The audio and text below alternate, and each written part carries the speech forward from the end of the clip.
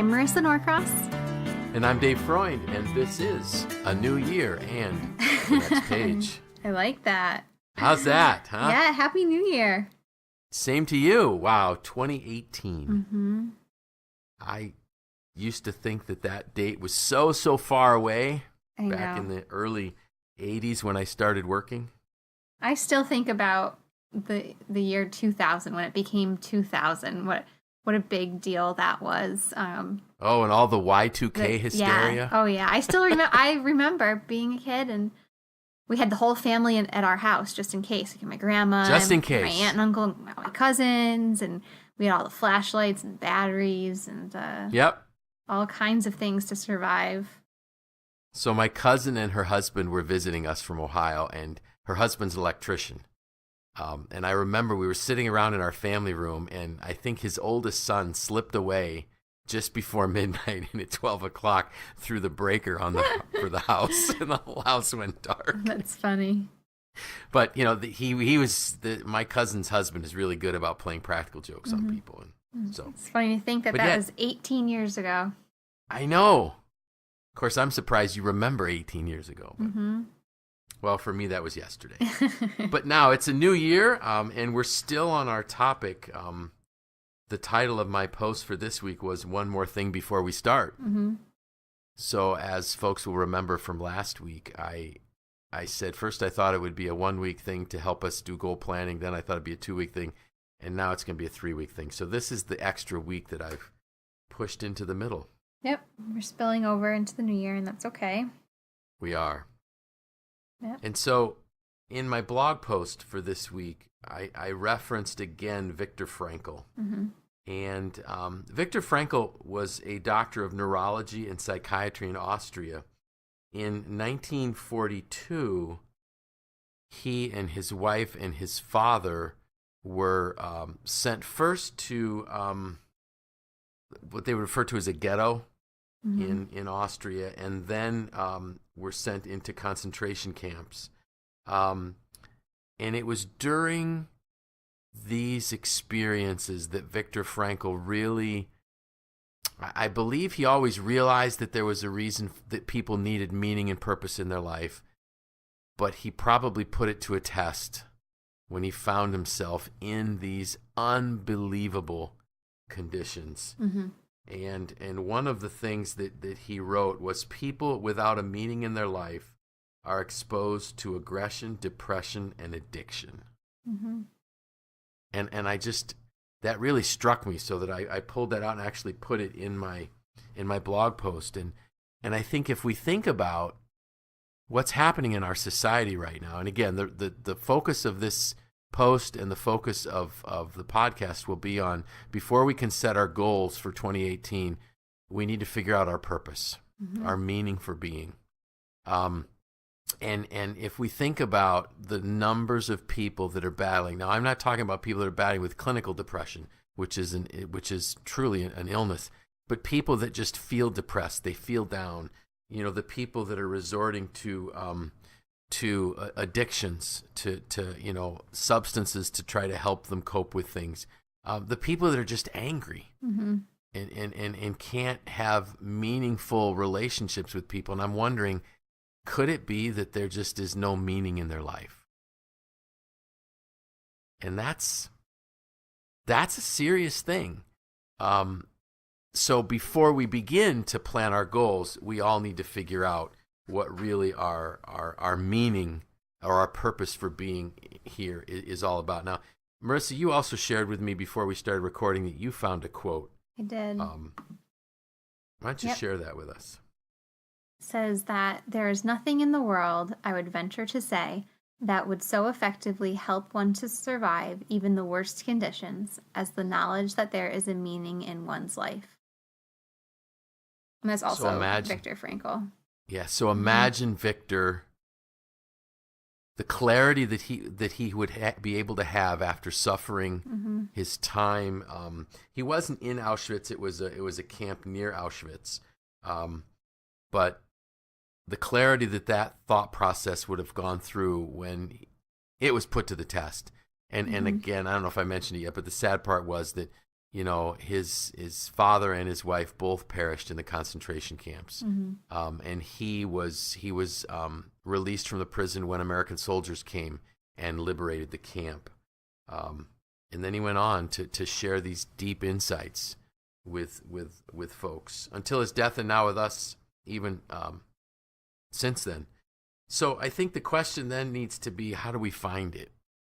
And I, in my teaching that I'd done a couple weeks ago, there was Simon Sinek is famous for saying people don't buy what you do, they buy why you do it.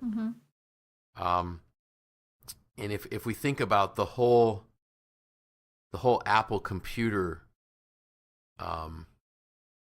phenomena, if I can call it that, where we will buy, and I know you have a Mac and I have a Mac and we have iPhones, and we will spend more money on a device, and we've bought into the concept, we bought into the culture, we bought into the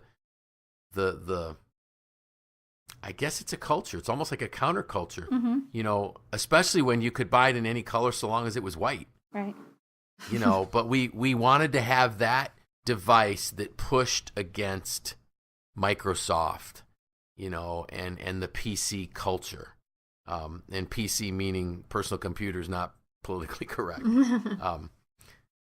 For those that probably, I don't know if that's even a term anymore, PC, but anyways, so we did it because of why the company existed.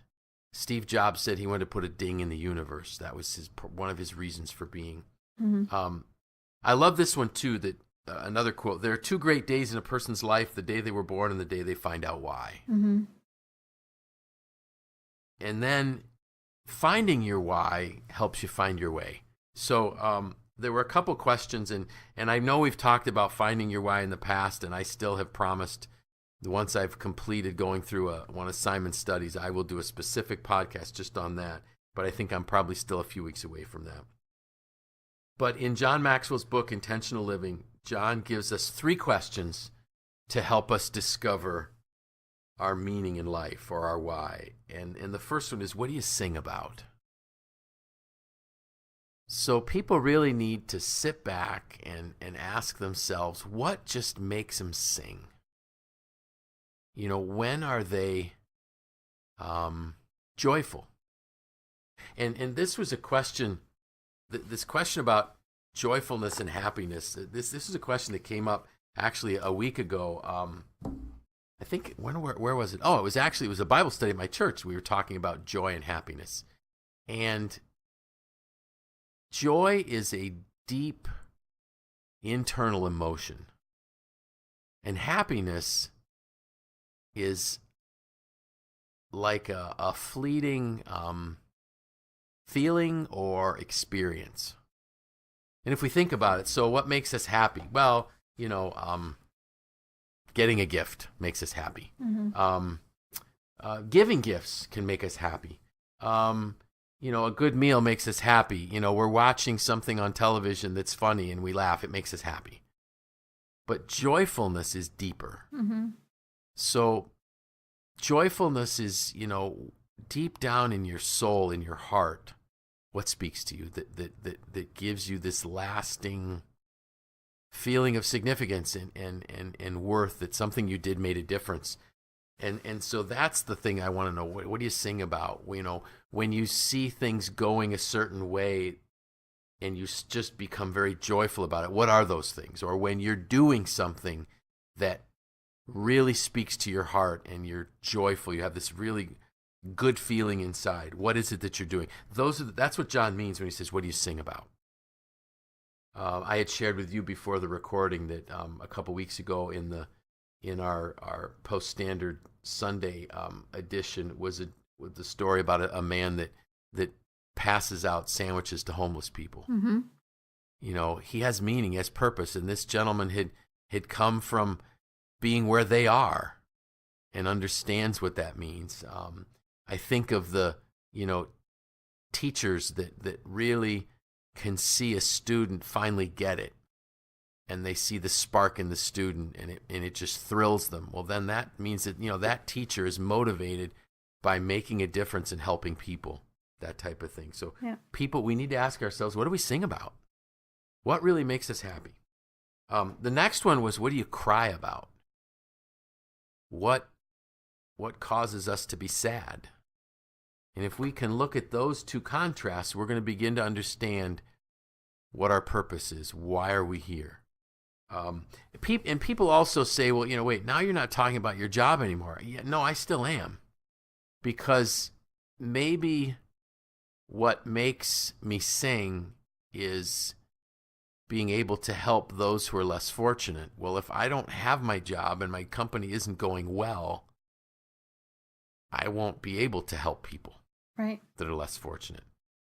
It's just what makes you get up in the morning. And I remember last week I talked about the young lady that had started the charity, and she got the check. So it was the Global Good Fund. I remembered that name after we had recorded that. But, so she had a heart for something. It wasn't her job, but her job opened doors up for her to do those things. And plus, I also, like I mentioned last week, I love the fact that MACNY is having a greater social awareness lately because it's in the hearts of people. And then the last thing about helping you find your whys, what do you dream about? If you could create a culture in your company, what would it be? If you could create an environment in your home, what would it be? And if you start writing those things down, you'll begin to find your why. Yep. You'll begin to find your purpose. Now, people will quickly say too, but wait a minute, I can't control the culture in my company. Well, you can't control the culture in your whole company, but you can control the culture that's around you. I think we actually have a lot of control over the culture. Absolutely. Because it's all, it's individuals who make up a lot of, you might not be able to change the color of the walls or the arrangement of the office, but you can control the mood and the sentiment and the camaraderie and all of those things. I mean, because you notice that when certain people join or leave an organization, there's often a shift. And that just shows the power of one person. Of one person, exactly. And I love how you said that. So, why do you think the one person coming or going has such a powerful impact? I think it's twofold, because it's the influence that person had on the organization through their way of doing business, essentially, but also the way they influenced other people and their behaviors. Right. So if you've got someone who's, just really doom and gloom and down all the time and down on other people and down on progress, and I think they start to bring other people down. But when you've got someone who comes in, who's enthusiastic, who's excited, who's, got good ideas and wants to move on them, that rubs off on other people too. And so it really contributes to the culture, because it's easy to fall into, once one person starts complaining, they pull a partner in and they start complaining, and they pull a third person into it, and it becomes a really down place. But when you've got someone in there who's a big cheerleader and feels enthusiastically about what's going on, it pulls other people on board. Exactly. That power of optimism and positive thinking. When you were sharing that, I was looking back at my notes from our last podcast, and intentional living, a person would say, here's something I can do. Unintentional living says, why doesn't someone else do something? So within your company culture, you might be saying, why in the world doesn't management finally get a hold of what's going on here and fix it? And my statement to you is, why don't you begin to fix it? Right. Fix it where you are in your company. I worked for a manager once that the best way for me to describe what he did was he opened an umbrella above us. And he created underneath that umbrella the most amazing, empowering, nurturing, enriching environment where people liked working with each other. They liked to be there. his whole mindset of being positive and being very giving created that in other people, and they caught on, because not everybody's a leader. Some people just are followers, and they're going to follow the leader, and you can be that positive force for good in your company. Mm-hmm. So as we're looking at what do we want to, or in your family, right? Perhaps you're noticing in your family that there are things that you just really don't like. Do something about it. Mm-hmm. Change it. As Gandhi said, be the change you want to see in others. Yep. And that's always such a powerful statement. Mm-hmm. So we've identified then our why, our purpose. We know why it is that we do what we do, and the reason that this is so important is that too often our objectives, our goals aren't met because we don't have the willpower. Mm-hmm. We just don't have the drive to keep doing it. We get distracted, but that's why why power is so much more powerful than willpower. Mm-hmm. And that's one of the things that John Maxwell always says, what's your why power? When there's a purpose, when there's a reason for you to do it, you'll do it. Right. Rather than just, I'd like to do this. I think about the people that need to get healthy. And it's interesting. I have a son, one of my sons used to work in the ICU, and he remembers, you'd ask people questions. So, do you smoke? No, I used to. When did you quit? This morning. Yeah, just before you had your coronary, or just after you had your coronary. Mm-hmm. Now you're going to quit smoking. Well, yeah, if your life depends on it, once you realize, oh my goodness, this is killing me. Mm-hmm. Now you have a purpose. There's a meaning. There's a strong why behind it. Mm-hmm. I think if people would look at, maybe they don't think that they have time to spend with their kids. Right. I'm too busy at working. Well, all right, so take a step back. What is your real purpose and meaning in life? At the end of your life, what's going to matter to you? Mm-hmm. My guess is it's going to be, did my kids turn out to be, good contributing citizens in a society? Are they helpful? Are they, do they believe in themselves? Well, they only will if you believe in them first, type of thing. Mm-hmm. So, maybe trying to get ahead isn't quite as important as making sure that your kids understand that they're valued. Again, why are you there? And once you have this why, and the why power going in your direction, you will be able to achieve the goals that you're going to set out. And that's really where we're going to pick up next week is, all right, so how do I identify those goals, and what are some tools that I use to stay on track? But I really felt it was important for us to get this purpose, this meaning down first. It's not an easy process. And I think it's a process that evolves. Mm-hmm. If I look at my life, for a long time, I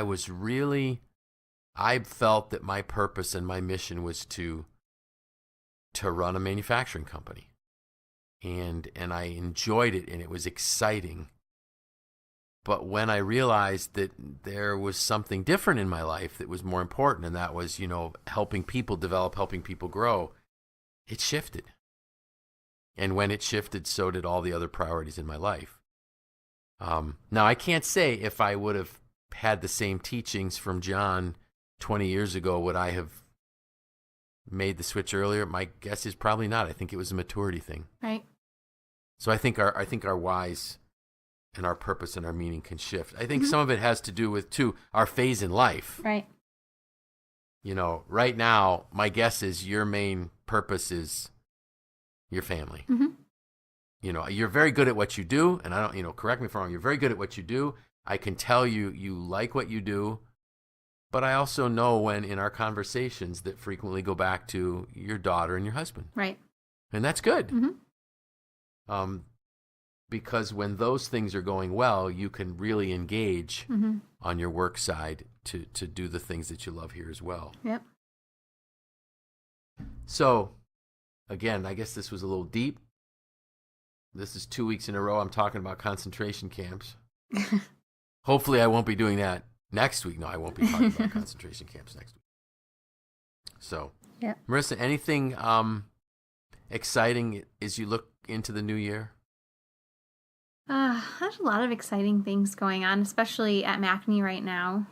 We've expanded into a new space, or additional space, I should say, that's conveniently connected to our existing office. So that's really exciting. And as you mentioned last week, we have a new team member on board now. Yes, and so really excited about that. And just kind of looking forward to a fresh year. Last year really flew by, and I feel like it did. I maybe didn't capture enough this past year in 2017. So in 2018, I'm hoping to slow down when I can, and just capture more time and memories with my family. Awesome. Yeah. How about you? I'm excited. So if I think about what drove me to take this deeper dive into this purpose thing, it was getting back into the intentional living book that John wrote. Mm-hmm. And what struck me was when John talked about, I finally got to the point where I realized that if I was going to achieve my goals, I had to bring more people around me that believed what I believed. And it just started hitting me that, that's really, I think that's going to be 2018 for me, is, having the new staff member coming on board with us and knowing that she values the same things in terms of, she's one of John Maxwell's, or going through the certification for the John Maxwell team. Right. Bringing the same passions to MACNY that I see in you and in others here. It's just, we're adding another person to the team. Mm-hmm. And I think it's going to be exciting. I think there's going to be a lot of programming that's going to come out. I think there's going to be new ways to deliver it. So I just think for me, it's like this, taking it to another level. How's that? Yeah, that's great. Taking what we're doing to a completely different level. Mm-hmm. And I'll be honest with you, I can't even comprehend where I think we're going to go. It's going to be that big. Mm-hmm. I believe that. I'm excited. Awesome. I'm glad that I had a week off to rest up. Mm-hmm. I'm glad that you had a week off, a much needed week off to rest up. Yes. And we're gonna really come out of the gate strong. Mm-hmm. Absolutely. And I already told you what we're going to talk about next week, and that's going to be finally some tactics and tools for planning goals and actions and those kind of things. Mm-hmm. Can't wait. Yep, and I'm just wondering when the next snowstorm's going to come and sock us in, because I usually, I get so excited about Christmas. Well, then the next thing I get excited about is snowstorms. Oh, because you'll be skiing. I will be skiing, yes. So I look forward to that. I don't look forward to the snowstorms. I'm sorry. So I'm looking forward to my next vacation somewhere without snow. Somewhere warm, right? Yes. It's like when my wife said to me, when are we going to go somewhere tropical? Yes. And I know we have that planned, and that will come up in some other podcasts, I'm sure. Yep. All right. So we'd like to, again, thank everyone for listening. This was episode 29. Please, subscribe, write some reviews, share this with friends. If you find it of value, pass it on. Yep. And so with that, I'm Dave Freund. I'm Marisa Norcross. And this was The Next Page.